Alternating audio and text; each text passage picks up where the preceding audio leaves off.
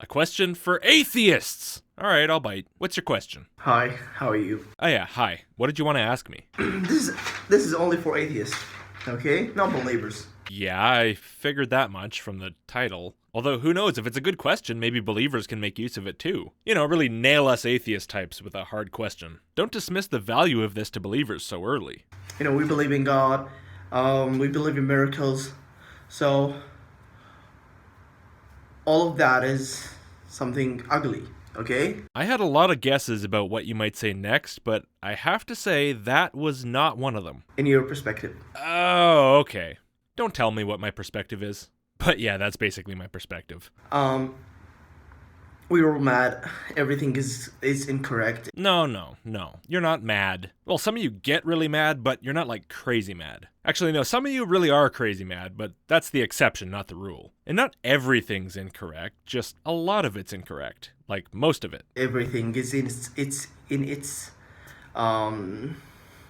chaotic order. I don't know what chaotic order means, because that sounds like a bit of a contradiction, so I have no idea if I agree with that one or not. So, I have a question for you. Getting to the point early, eh? I like that. When you were a child... You mean when I was created as an adult in the Garden of Eden 6,000 years ago? Wait, is that still canon? I don't think that video's even up anymore. Sometimes I wish I had some kind of Logicked lore expert to help me out with this stuff. But you don't even know what I'm talking about. You don't watch my channel, probably. So just move on.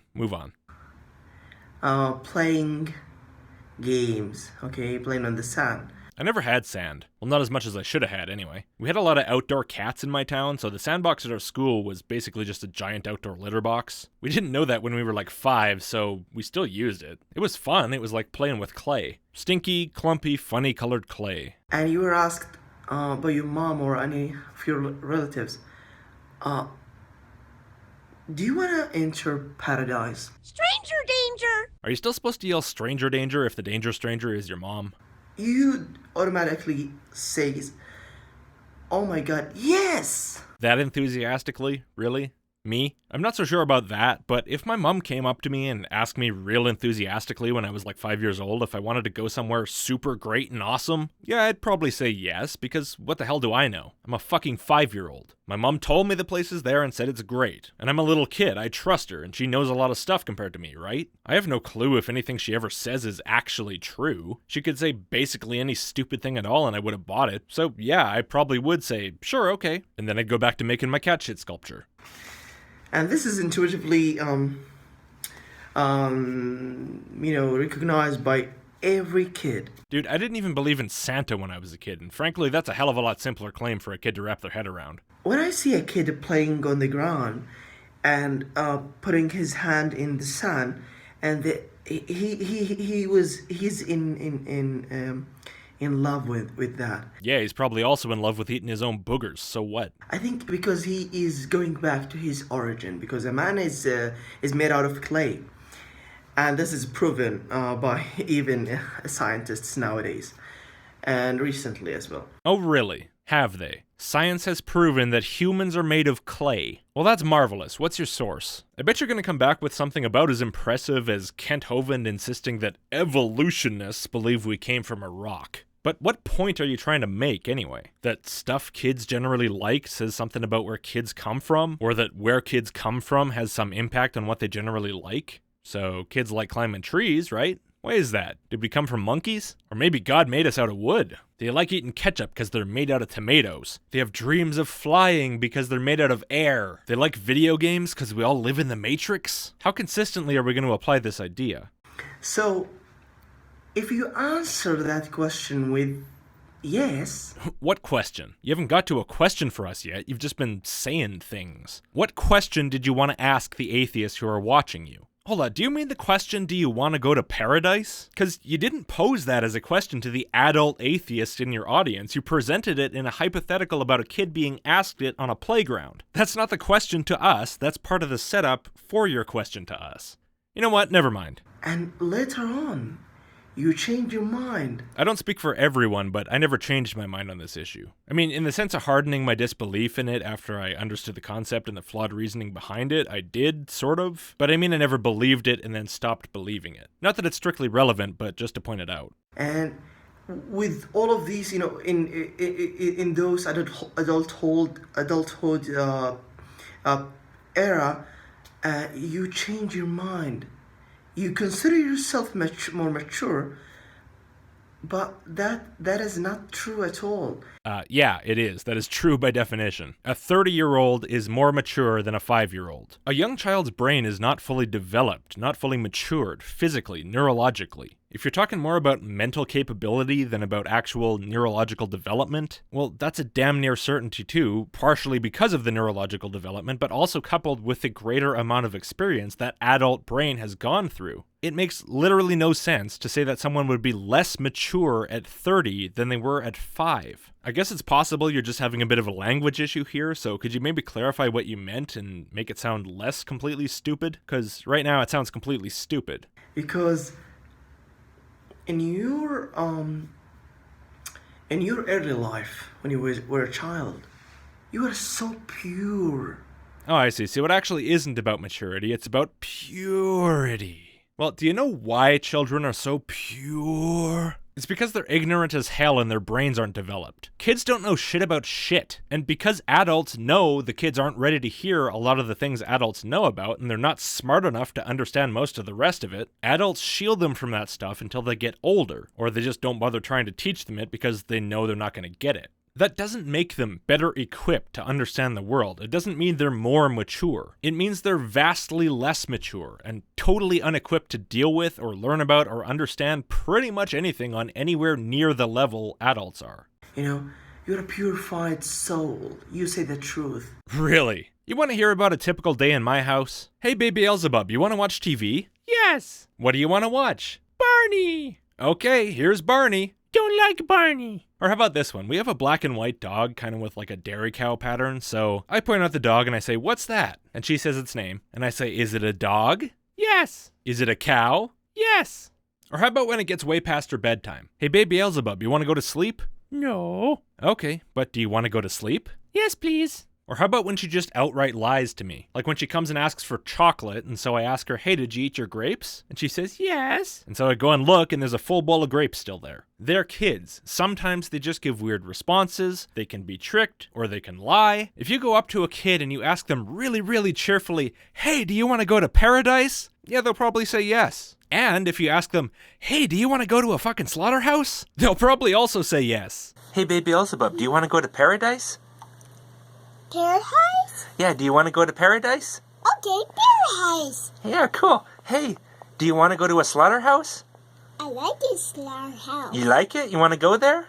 Okay. Okay. And if you sugar up the question with promises of candy rainbows and chocolate unicorns and dragons they can ride on, they'll say yes even faster. And none of it means a goddamn thing. It doesn't mean that everything that comes out of their mouth tells you some deep truth about reality. No answer they give you or thing they think about a place that you mention means anything at all about whether that place is actually there. I had a friend when I was a little kid who thought he could crawl to Narnia through his cupboard. You don't realize it, but all you're actually saying here is the less developed your brain is, the less experience you have, the less you understand about anything, the less capable you are of complex thought, and the more prone you are to believing anything your parent tells you without question, the more pure and able to learn and speak the truth you are, when that is not remotely borne out by the reality of how kids observably are. But if it were true, you might be the greatest truth teller of our day. Because you are created for things that God created you for. Well, yeah, if God created you, that would have to be true. But do you remember you said at the start that this video is for atheists, not believers? This makes me wonder, do you actually know what an atheist is? Because an atheist is not going to care what you say God created them for. You'd have to make them stop being an atheist before that would make any sense. So, God makes things intuitive to you when He created you, okay? Dude, seriously, atheist. Yes, most atheists are going to agree that kids of certain ages will exhibit certain instinctive or intuitive reactions to things. I've been talking about some of those reactions for basically this whole video, like the tendency to take their parents at their word and to react well to enthusiasm. Can you look at these two glasses? Do you think that they have the same amount of juice? You think they have the same? Okay. Now we're going to pour this juice into this glass.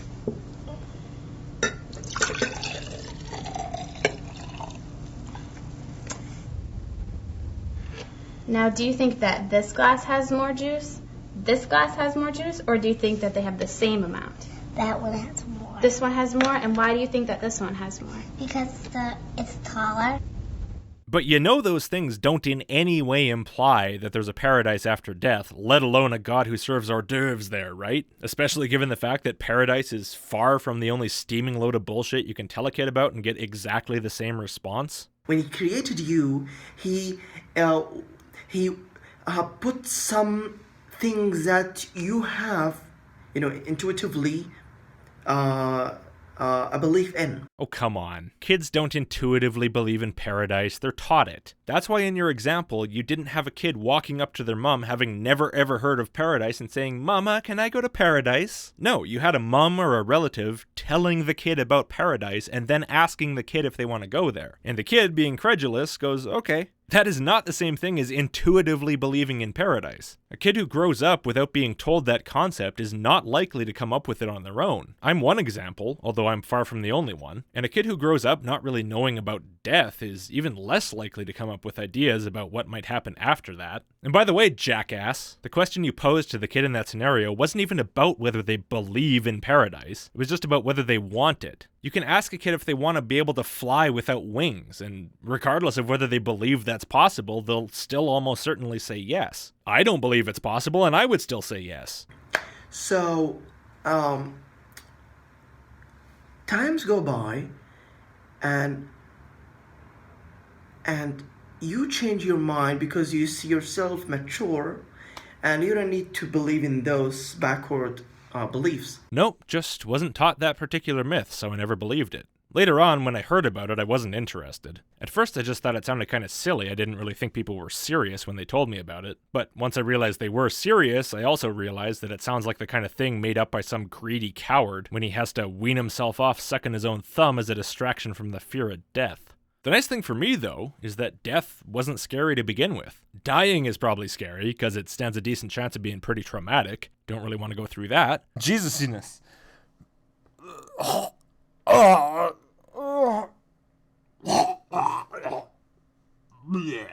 But the part after that? Been there, done that, from the beginning of time until about 30 years ago. That is not true. Yes, it is. Stop worrying so much, man. Life and death are a lot less scary than you want to convince yourself they are. Please go back to your early life and consider every good thing that you have adopted. Things I adopted as a kid, you mean? Okay, what I remember is when I was in about grade 2, I really wanted to be a werewolf. Like, desperately. If you'd asked me if I wanted to be a werewolf, I wouldn't have been like, "Oh my god, yes!" No, I would have been like, yes, please, yes, do you know how to do that? Oh my god, that is so cool! Turn me into one right now! So I guess if I take your advice, I'll have to dedicate my life to the study of lycanthropy. It could be worse. And please, this is your life. This is your real beliefs. I also remember being entirely convinced at a certain age that the T-Rex from the Land Before Time, but purple like Barney the dinosaur, would climb up my staircase and eat my family. I guess that was my real belief, and my current disbelief in that is just immature nonsense. I was so much smarter back then. Thank you very much. Goodbye. Nah, you're not getting away that easy. Let's do one more. Hi, how are you? I got kind of sore abs from laughing behind the scenes, but aside from that, I'm okay. I'm ready for another one. I am so glad to make this video today. Oh, me too, buddy. What a gold mine. If all your videos are like this, I have a feeling you and I are going to be good friends for a while. I have many things connected one another, but the main thing that we need to increase our consciousness and to increase our awareness of things that surrounding us. Like the purple T-Rex in my basement? When we get older and older and older, our consciousness level becomes higher and higher. So we get more conscious, we gain more awareness of ourselves and the world around us, but we also get more immature and believe fewer true things about reality and what we want. Growing up sounds complicated. But even though we get older, but our awareness of sinful deeds and bad habits are coming along the way. You mean we start getting boners, right? So we have to get rid of all these things and then refresh our soul and spirit. I got a real good way to get rid of boners, but I'm not sure you'd like it. Really refreshes the old spirit, though. And revive our heart and faith and renew everything around us. Little tangent here. Why do you talk like that? I don't mean being slow and struggling a little bit with the grammar. That's just a second language thing. That's fine. No, I mean, why do you talk like you're constantly yawning? Like, are you trying to sound emotionally compelling or something? If that's what you're doing, you can cut it out. You haven't quite realized what atheists on this site are looking for, have you?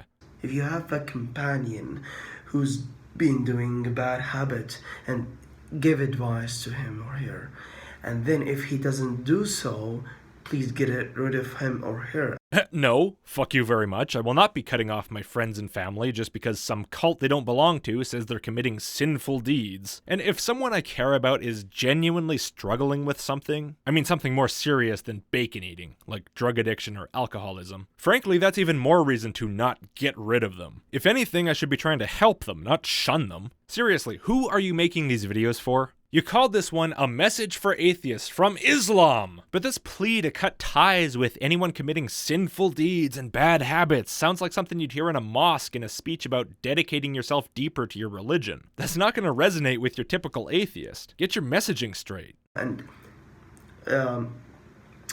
spread good things and speak for justice and avoid the ignorant. Why would I avoid the ignorant if I'm speaking for something? Shouldn't I be seeking out the ignorant and trying to make them less ignorant? Isn't that kind of the point of speaking about the thing I'm trying to spread? Otherwise I'm just speaking into the void, or at best preaching to the converted. I sure wouldn't be talking to you right now. If you avoid the ignorant and you come along the way and you leave the dark past history behind, you will be happier because you struggle and strive for the sake of Allah. Well now, slow down there, mister. Even if an atheist takes your advice and shoves everyone with whatever you would call bad habits and ignorance out of their life, that does not get them to the point of struggling and striving for Allah. Seriously, you really don't have a clue what an atheist is, do you? Like, you know we don't believe Allah exists, right? It's not just that we don't want to struggle and strive for him, we don't even think he's there. You know that to convince us to spend our time serving Allah, you have to convince us there is one, right? Surely. And your life becomes better and better and better. I have to say, I appreciate you trying to give me advice that you find helpful, but struggling for the sake of an invisible torture monster, all alone after shunning all my friends and family, is not my idea of life getting better. If that's what you want to do, you have fun. But how about next time, before you try to convince me to do any of that, you first try to convince me there's a good reason to believe anything you say on this subject. Just pick one thing you want to convince me of and start there. You don't have to do it all at once. Something, anything, is better than nothing. So, what is needed here is to increase your awareness of things. Oh, right, this was supposed to be about consciousness or something. Then what was the point of that whole tangent about getting rid of people with bad habits? That seems to have nothing to do with the actual subject of the video. You just swerved onto it for no reason. Did you even have like a basic outline for this video before you started? I am now old, so I have to increase my consciousness and to be aware of everything around me and to differentiate between wrong and right, good and evil. We used to do these things in the past and we have to maintain doing it nowadays because life is like a trial. That is a test that is trying to change your good habits if you are going after it. If you're going after what? Heaven? Dude, really? Seriously? Life is a test? Like atheists, man. It's a video for atheists. Have you ever talked to anyone who wasn't Muslim? Did you just see the word atheist somewhere and assume it must mean a lukewarm Muslim? Because that's what you're talking like. If you are going after life, your risky position in life become riskier. If you're going after life, what does that even mean? We already have life. Look, I'm gonna be fair and chalk this one up to a language barrier, because that sentence made so little sense that I think you must have just had problems putting your thought into words there. And how to stay on the straight path is to ask God. Great, convince all the atheists that you made this video for that there's any such thing, and I'm sure then they'll be happy to try it. So how many more times does everyone think I'm gonna have to point this out before the end of the video? Place your bets. So God is the ultimate power, that is the ultimate source for your reviving and for your happiness. Oh good, you included one message at least somewhat relevant to tell atheists. A little late though, don't you think? So please, have faith in your God. I'm not gonna believe it just because you said please. So put faith in your God. I'm also not gonna believe it just because you said it twice. If you trust your God, God will give you things that are in a better way. And I'm also not gonna believe it just because you said it's nice. But if you do the contrary, things will become worse. Oh, tell me a story about it. Can I hear the one about God melting all my skin off and then regrowing it so we can do it all over again forever? That one's my favorite. This is what you call a good God. This is what you love. Get bent. So you have to trust.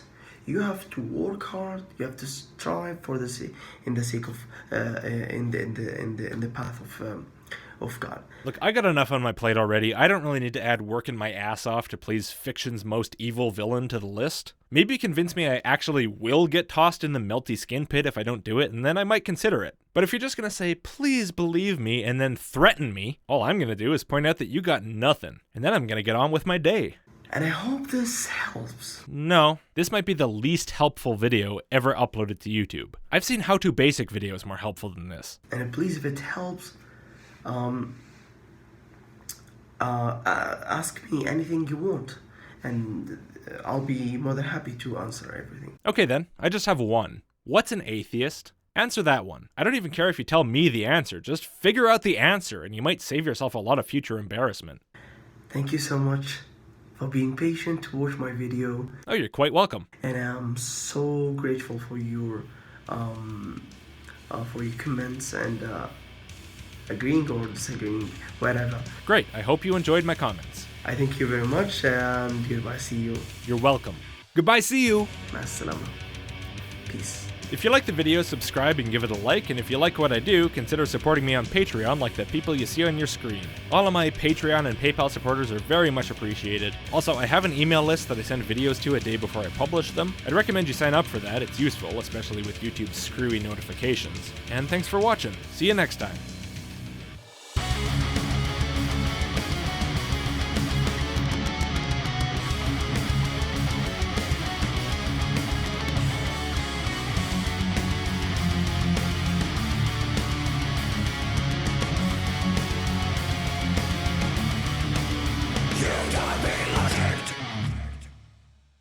I have an awful lot of forehead showing. You're gonna call me a slut. You are a slut.